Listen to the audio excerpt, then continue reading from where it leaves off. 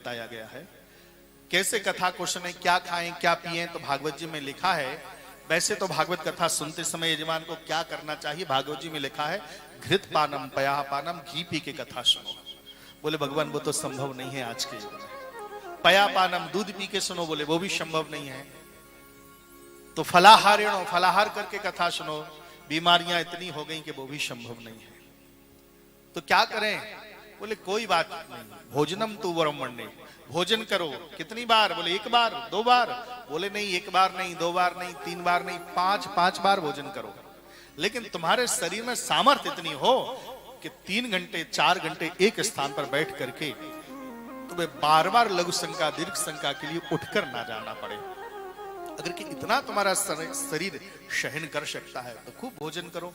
नहीं तो सबसे सुंदर तरीका है, एक टाइम फलाहार लो, शाम को प्रसाद खाए, आराम से भगवान का भजन करते हुए सो जाए।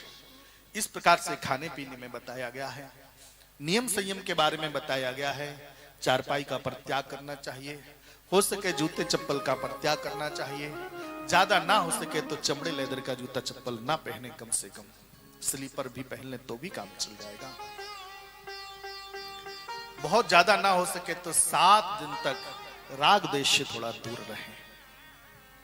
इस प्रकार से नियम संयम से जो प्राणी भागवत कथा 7 दिन तक श्रवण करते हैं, और 7 दिन के बाद में द्रव्य दक्षिणा के बारे में भी बताया गया है। बोले भगवान कहीं कोई कथा सुनता है, और जो प्राणी कहीं कथा सुनता है तो उस प्राणी के लिए कथा में कितना धन लगता है। धन के बारे में भी भागवत जी में बताया गया है कि उसके लिए कितनी धन की आवश्यकता होती है। तो भागवत जी में लिखा है, धन के बारे में मैंने पूर्व में भी निवेदन किया, भागवत की कथा धन से नहीं मन से होती है। और भागवत जी में तो ये लिखा है कि भागवत जी में द्रव्य दक्षिणा के बारे में, एक बेटी के विवाह में जितना धन होता है उतना भागवत कथा में धन व्यय होता है। अब बेटी का विवाह एक गरीब आदमी भी करता है, एक अमीर आदमी भी करता है। हमारी जैसी सामर्थ्य है, हम अपनी सामर्थ्य के अनुसार धन को व्यय कर सकते हैं। हमारी सामर्थ्य बहुत ज्यादा दिखावे की नहीं है, कोई बात नहीं, कम करेंगे। हमारी सामर्थ्य भगवान ने हमको खूब दिया है, खूब दिखावा करो, कौन रोकता है?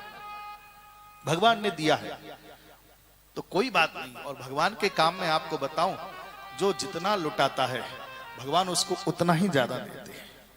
अनुभव की बात बता रहा हूं। जैसे एक माँ के कहीं 2 बेटे हों और कहीं मेला जाए वो, तो एक माँ क्या करती, एक बेटे को 500 का नोट पकड़ा देती है और एक बेटे के लिए 1000 रुपए पकड़ा देती है। किसी ने पूछा, माँ तेरे बेटे तो दोनों ही हैं, 1000 रुपए का मतलब यह कि उस बेटे को तू ज्यादा प्रेम करती है, छोटे वाले को कम करती है? बोले नहीं, प्रेम तो दोनों को बराबर करते हैं। बोले फिर ये भेद क्यों किया? तो माँ कहती है, क्या बताऊं, ये जो बड़ा वाला है ना, थोड़ा इसका हाथ खुला है, ये खर्चीला ज्यादा है, इसका 1000 भी कम पड़ जाएगा। और ये छोटा वाला है ना, इस खर्चीला कम, ये 500 में भी बचा के लेके आएगा। अर्थात माँ दोनों को 500 और 1000 रुपए देती है। मानो माँ जानती है कि ये छोटा बच्चा ज्यादा खर्च नहीं करता है, तो माँ भी उसको कम देती है। ऐसी भगवान भी जानता है, जो बहुत लुटाता है भगवान भी उसके लिए अन्यान धन प्रदान कर देते हैं। उसके घर में धन की कमी नहीं होती है। और जो नहीं देता है तो भगवान भी उसको उतना ही देते हैं, सीमित देते हैं, इससे ज्यादा आवश्यकता तो होती नहीं है। बाकी का ये दुनिया धन दौलत कभी किसी के काम आने वाली नहीं है। एक कड़वा सच जिंदगी का आपको बताओ, ये धन दौलत कितनी है, कितने दिन तक जिएंगे, ये जीवन कितने दिन का है?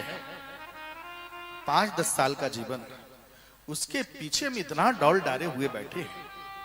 सबको जाना है एक ना एक दिन।